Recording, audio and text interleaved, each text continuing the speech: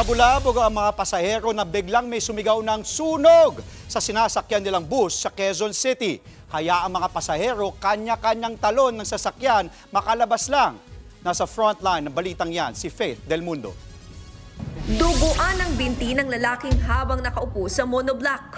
Ang babae naman yan, isinakay ng rescuer sa stretcher. Habang ang ilan nagkukumpulan sa gilid ng elliptical road sa Quezon City. Sila ang mga pasahero na nagkumahog lumabas sa bus na biyaheng PITX pa QC matapos may sumigaw ng sunog. Sabi nung may pasahero na, sunog. Wala naman.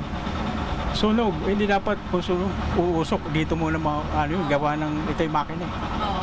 So, yung pasahero, di ko na mapigil, nagpulasan. Talunan, tapos sa likod, binasag yung salamin. Sa takot ng nasa 30 pasahero, may mga tumalon. At nagbasag ng salamin ng bus para lang makababa. Ang pasaherong si Lisa, natulak at nadaganan bago pa makalabas ng bus. Tulog din ako yung katabi ko tulog din.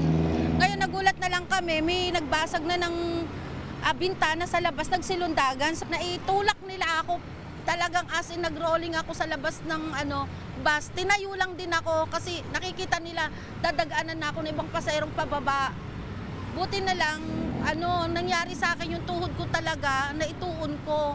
Kabilang si Lisa sa 5 napuruhan. Nasa ospital naman ang 4 pang sugatan. Punong-puno ng bubog sa katawan kasi po tumalon po sila sa bintana Bumaon yung mga bubog sa katawan nila. Hindi tukoy kung sino ang sumigaw ng sunog. Pero sa inspeksyon ng Bureau of Fire Protection, walang indikasyon na nagliyab ang bus. Inaalam na kung sino ang nasa likod niyan. Nagbabalita mula sa Frontline, Faith Del Mundo, News 5. Mga kapatid, Andre Felix po. Iba na ang may alam at may pakialam sa panahon ngayon.